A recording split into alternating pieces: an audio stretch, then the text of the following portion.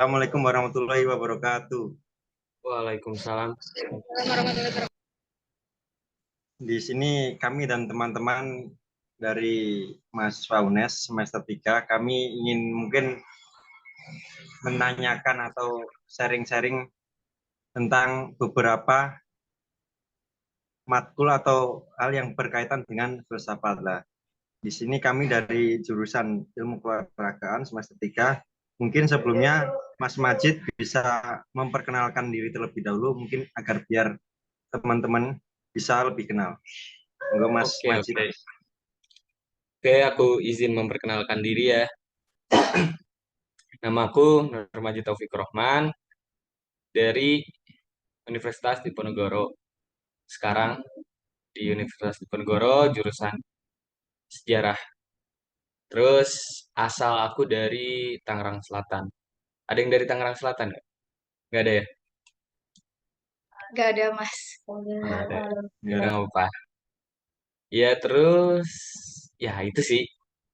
Aku sekarang tinggal di Semarang. Hajar. Dimulai dari Mbak Atina dulu mungkin mau menanyakan sesuatu monggo Mbak Atina.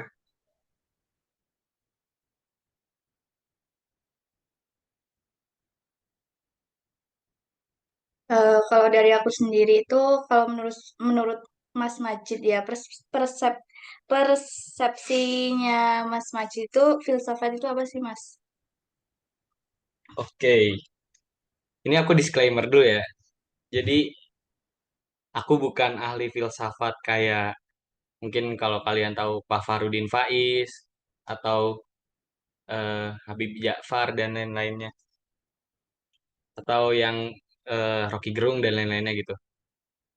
Tapi sepemahaman aku aja gitu. Jadi di sini aku ngasih pandangan atau pandangan subjektif aku atau opini aku aja terhadap yang kalian tanyain gitu. Jadi tadi pertanyaannya mengenai persepsi aku tentang filsafat gitu ya. Jadi kan sebenarnya kalau dari kita telaah dulu di misal kebahasaannya gitu ya. Secara etimologinya kan dari dua kata kan, dari philein atau philos dan sophia kan. Artinya cinta kebijaksanaan gitu. Nah, filsafat ini lahir dari seorang filsuf Yunani namanya Thales yang nantinya disempurnakan konsepnya oleh Socrates gitu. Jadi kalau ditarik dari sana gitu, aku bisa bilang bahwa filsafat ini adalah eh, satu bukan satu cara berpikir, cuman ya satu cara berpikir untuk kita bisa melahirkan pikiran alternatif gitu. Jadi kalau orang kan biasanya cara berpikirnya yang ya udah gitu aja gitu.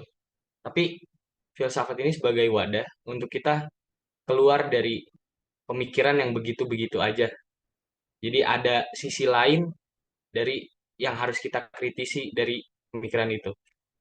Sama kayak unsur di filsafat itu sendiri gitu kan. Cara berpikir radikal, radiks. Radikal di sini itu bukan kayak yang teman-teman mungkin ketahuin kayak eh, terorisme dan segala macam bukan, tapi bagaimana cara berpikir mengakar sampai kepada eh, intinya gitu, substansinya. Jadi ya aku bisa bilang kalau filsafat ini penyelamat kita dari kegiatan-kegiatan bukan kegiatan, kebodohan-kebodohan yang ada itu satu. Terus juga kedua yaitu melahirkan pemikiran alternatif di mana pemikiran yang orang-orang imani atau orang-orang yakini kita bisa kritisi gitu secara mendalam. Apa sih tujuannya? Apa sih sebenarnya substansinya atau yang dia maksud itu apa gitu. Bisa juga kita mengkritisi itu dari argumen-argumennya dan segala macam gitu. Terus kita bisa kan objek objek apa ya? Eh pena- Objek filsafat itu kan manusia gitu ya. alam gitu. Semuanya yang menyangkut dengan hal yang bisa kita lihat gitu, dengan hal yang materi gitu. Nah, jadi ya kita kritisi semua apakah memang sepenting itu. Jadi kayak ada pertanyaan misal filsafat, apakah memang sepenting itu manusia gitu? Apakah alam tidak sepenting itu juga? Nah, jadi kita berusaha untuk menggabungkan atau mengkritisi bukan hanya dari segi manusianya aja, cuma apa yang hidup di sekitar kita juga gitu. Atau ada cabang filsafat, salah satunya yaitu metafisika. Metafisika itu secara bahasanya itu apa yang ada di di belakang yang fisik gitu, di belakang yang kelihatan gitu. Ya, metafisika ini kalau orang awam mungkin bisa bilang kayak dimensi akhirat dan lain-lainnya itu sih. Jadi kayak gitu sih persepsi aku tentang filsafat ya. Saya ingin bertanya, Mas, mungkin pendapat dari Mas Majid sendiri, apa yang membedakan ilmu filsafat ini dengan ilmu yang lain? Mungkin menurut Mas Majid, bagaimana pendapatnya tentang apa yang membedakan antara filsafat ini dengan yang lain-lainnya, Mas? Mungkin bisa dijelaskan. Oke. Kalau perbedaan mungkin malah bagi aku nggak ada perbedaan ya. Maksudnya gini, semua ilmu-ilmu yang ada nantinya gitu, ilmu-ilmu yang sekarang kita pelajari dan lain-lainnya itu tumbuh melalui filsafat gitu, ada melalui filsafat gitu. Jadi filsafat ini bisa dibilang sebagai mother of knowledge lah. Jadi ibunya para ilmu-ilmu yang nantinya akan lahir.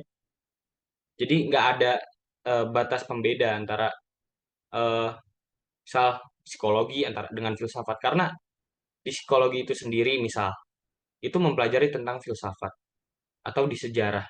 Sejarah juga mempelajari tentang filsafat. Intinya filsafat itu cara berpikir kita untuk mengkritisi suatu hal gitu. Pandangan kita untuk melihat ilmu tuh gimana gitu. Jadi kayak misal aku di sejarah, cara kita melihat pandangan misal di masa G30 SPKI gitu, masa tahun 65 gitu. Itu gimana cara kita ngelihat pandangannya? Gimana cara kita mengkritisi hal itu gitu melalui filsafat itu tadi gitu.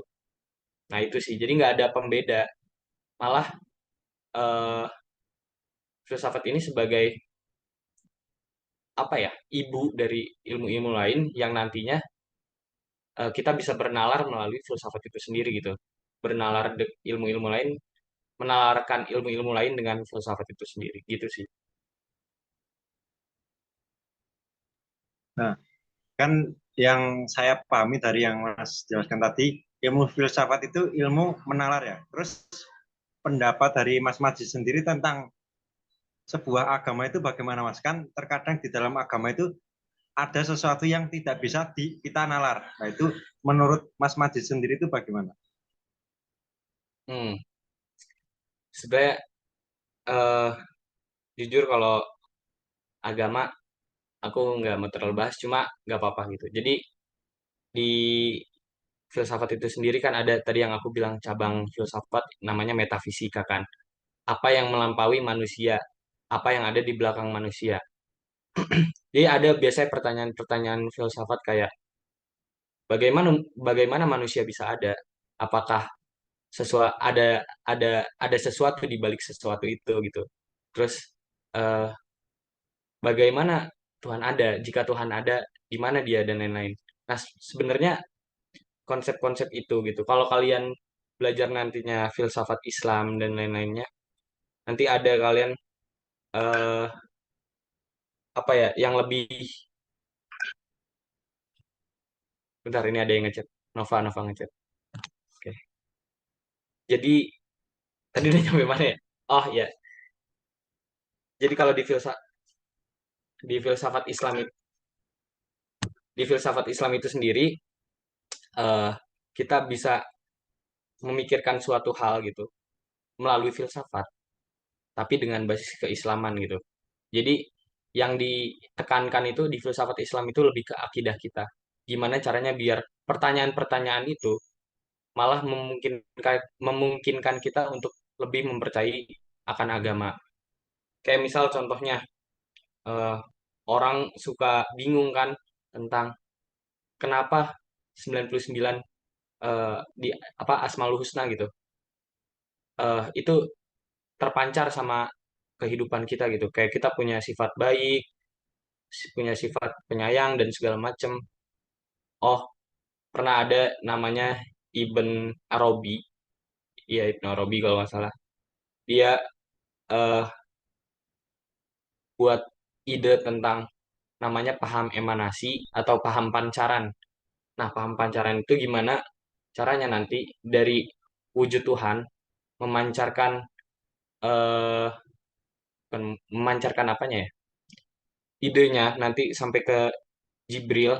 Jibril nanti menyampaikan wahyu ke nabi dan ke manusia itu sendiri gitu. Jadi ada sifat-sifat Tuhan yang emang berpancar nantinya sampai ke manusia gitu. Itu sih konsep-konsep itu yang nantinya kalau di filsafat Islam itu lebih memungkinkan kita untuk lebih mengimani agama gitu. Tapi kalau balik lagi kalau misal ditanya gimana pendapat aku tentang agama, kayak misal tadi eh, karena kan ada beberapa hal yang nggak bisa kita nalar gitu. Sebenarnya dulu aku orang yang terlalu ngambil pusing sih. Kayak, lah ini kok eh, nggak bisa dinalar ya? Emang manusia punya batasan gitu kan? Kalau misal ada namanya cabang, bukan cabang filsafat ya. Ada namanya filsafat analitik gitu. Filsafat yang dia tuh menganggap kalau hal-hal yang kayak gitu tuh nggak ada gitu.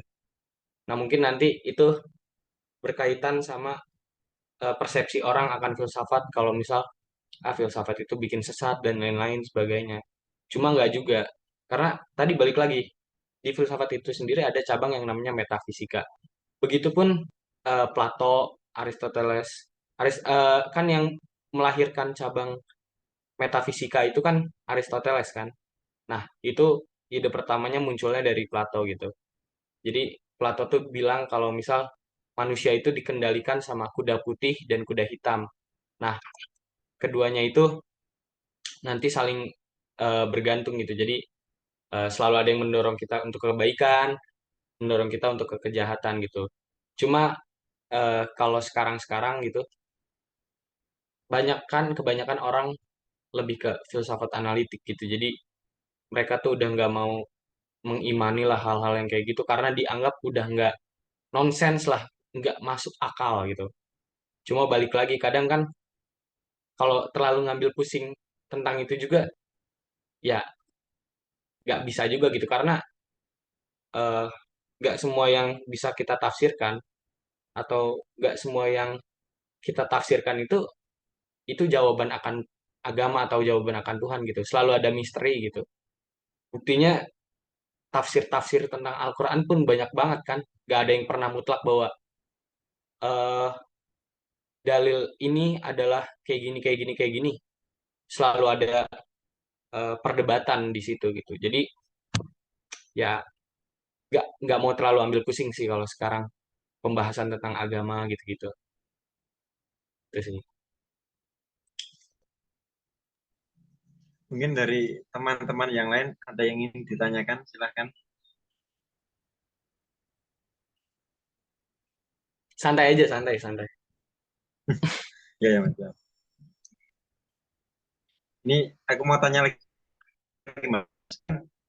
Bagi sebagian orang itu filsafat itu sulit untuk dipahami atau sulit untuk dipecahkan. Menurut saya sendiri, filsafat itu bagi manusia itu kayak terlalu luas gitu loh, Mas. Kayak setiap orang Mhm. itu memiliki pendapat masing-masing lah.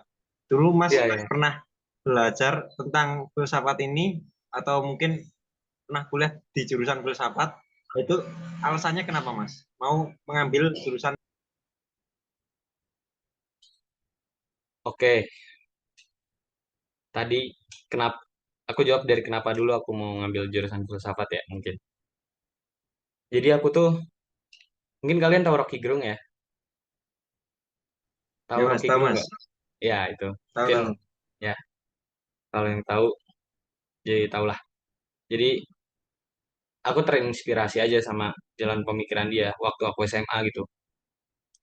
Aku SMA kelas 2, kok dia bisa berpikiran kayak melampaui manusia-manusia lainnya gitu.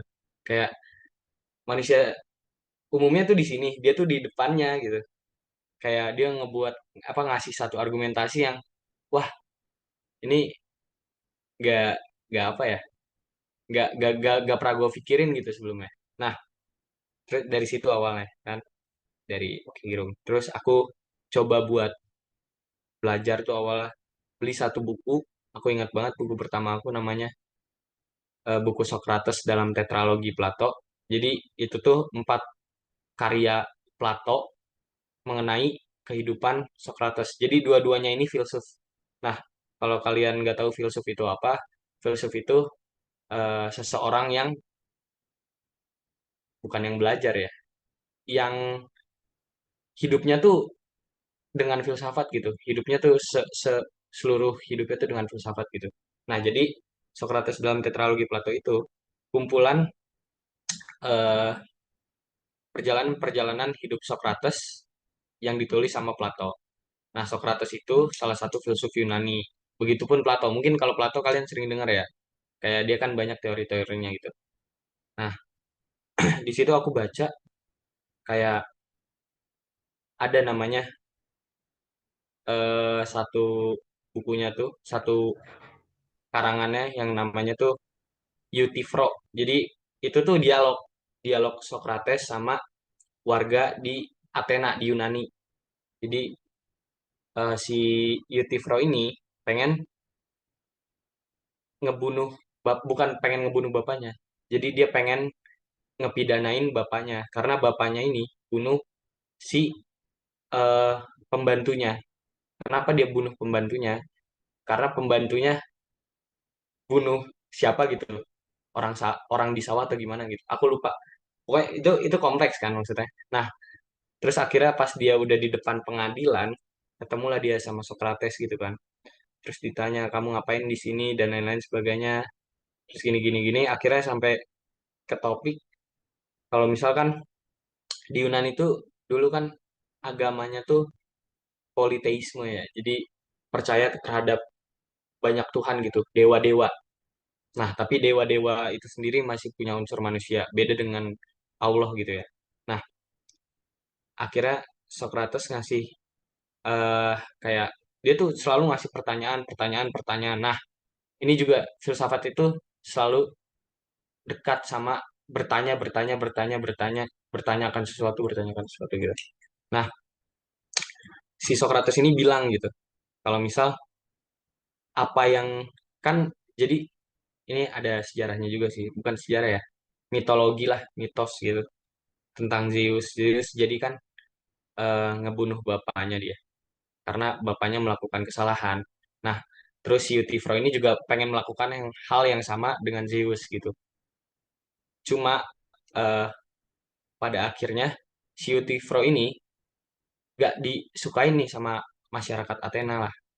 Nah, dia bingung kenapa sih eh, Zeus ngebunuh bapaknya aja dia menjadi dewa gitu. Tapi kok saya enggak?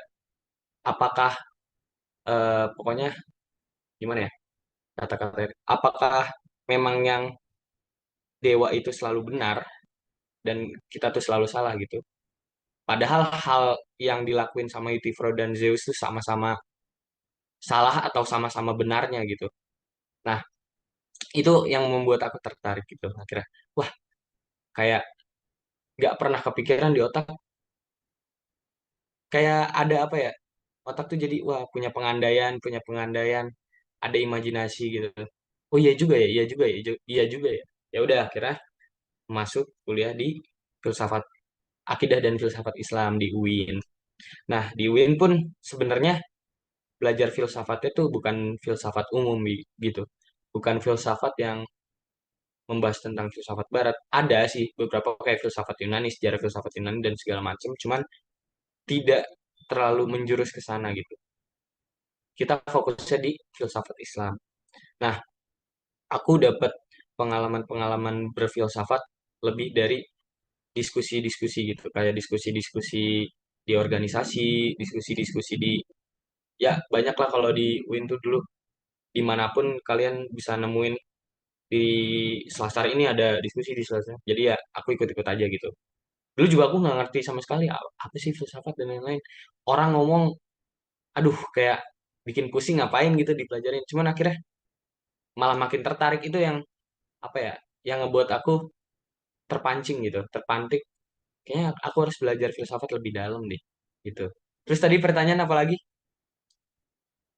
Mas Barok?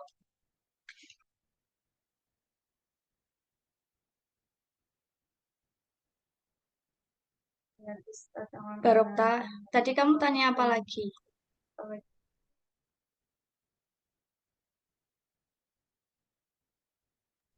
Ya, itu tadi sih yang alasan masuk UIN, terus Iya, apa ya, iya. lupa tadi aku. Kan itu, kan menurutku itu kalau filsafat itu kayak ilmunya tuh kayak sangat luas gitu loh bagi orang yang awam Oh, seperti saya mungkin. Kayak filsafat itu kayak susah dipelajari gitu loh karena ilmunya itu kayak terlalu luas. Pikirannya tuh hmm, terlalu luas menurut saya itu.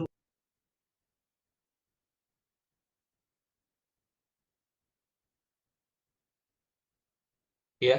Oh, udah. Ya, jadi ya emang filsafat itu seluas itu gitu. Tadi aku juga udah bilang kalau filsafat itu ya mother of knowledge lah. Jadi ibunya pengetahuan-pengetahuan gitu. Jadi ya kita membahas apapun gitu di filsafat.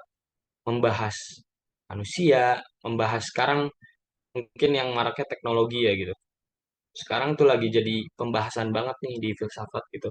Tentang science, tentang ilmu-ilmu yang kayak fisika, ilmu-ilmu yang biologi dan apapun itu kita bahas semua di filsafat. Jadi semua matkul, semua pelajaran yang kita dapetin di kuliah itu semua dibahas, apapun itu ya. Nah, bahasnya apa? Kita bertanya atau kita mengandaikan tentang gimana sih, misal kayak teknologi gitu kan. Azan ya, lanjut aja. Mau lanjut apa? Ya mungkin ini mungkin saya mau bertanya pertanyaan terakhir Mas. Mungkin sebagai ini mungkin kan karena Masnya juga katanya nanti mau ada acara ini, saya mau tanya pertanyaan terakhir. Mungkin Mas Majid ini yang memiliki pemikiran filsafat lah. Bagaimana pendapatnya Mas Majid ini sendiri tentang olahraga lah. Yang yang Mas Majid ketahui itu tentang olahraga itu bagaimana secara pemikiran filsafat. Oke. eh Tadi sebenarnya nggak nggak bisa disebut aku berpikir filsafat sih. Maksudnya semua orang tuh berpikir filsafat gitu. Dengan dia menanyakan sesuatu aja itu udah berpikir secara filsafat. Terus tadi ya terkait olahraga gitu. Aku sebenarnya jujur orang yang eh, suka olahraga gitu ya. Apa aja gitu kayak basket, terus badminton dan lain-lain sebagainya gitu. Cuma menurutku olahraga tuh nggak terpatok di situ aja gitu. Bisa dengan kayak olahraga eh, biasanya tuh aku dulu kan silat ya dengan pernafasan apa olah olah nafas, olah batin gitu-gitu. Sebenarnya olah batin tuh bukan kayak hal-hal yang gaib, enggak. Cuma gimana caranya kita eh, mendekatkan diri aja sama alam gitu. Nah, kalau tadi apa olahraga berdasarkan filsafat, pandangan olahraga, gimana ya jawabnya? Pandangan olahraga berdasarkan filsafat. Bentar, bentar, aku menanya dulu. Itu gimana gimana maksudnya? Pandangan olahraga berdasarkan. Mungkin gini Mas, mungkin Mas Majid kan yang memiliki pemikiran atau pemikiran filsafat ya. Mungkin Mas Majid mungkin bisa menceritakan mungkin yang terdapat unsur filsafat di dalam olahraga itu sendiri. Mungkin yang Mas Majid ketahui Mungkin bisa jelaskan. Oh, hmm, bahas dari apa ya? Ntar dulu. Soalnya kalau olahraga itu ya gimana ya? Maksudnya mungkin kalau aku sendiri kan aku lari gitu ya atau gimana gitu. Atau menggerakkan tubuh itu menurutku bagian dari rasa bersyukur sih. Dengan kita berolahraga juga itu merupakan bagian dari rasa bersyukur aku terhadap Tuhan gitu.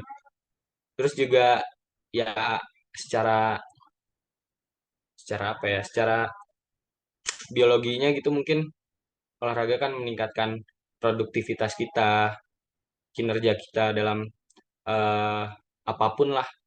Atau mungkin kayak dengan kita membiasakan olahraga gitu menjauhkan kita dari hal-hal yang negatif. Itu kan juga pengaruh dopamin kan. Kalau apa di hormon ada namanya hormon dopamin itu kan hormon kebahagiaan karena timbul dari kebiasaan.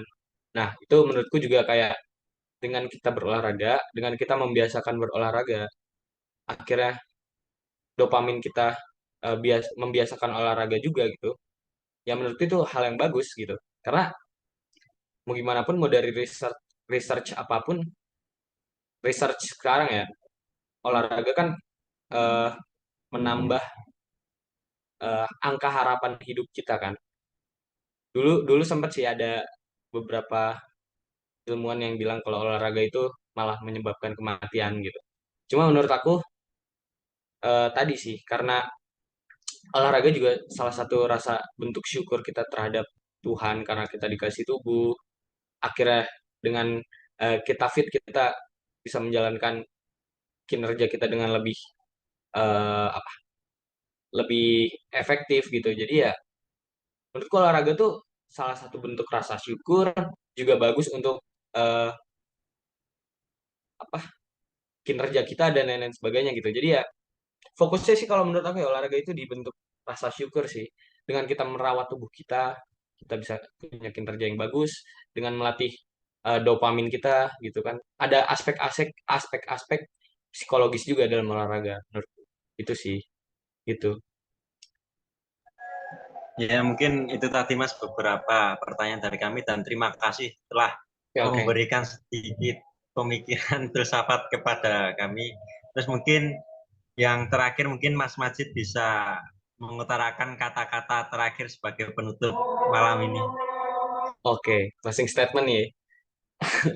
Oke, ya intinya sebagai mahasiswa kita jangan nyerah buat belajar sih karena satu sih kita jangan punya orientasi ketika belajar menurutku ya untuk kerja dan apapun karena belajar itu hal yang paling utama gitu.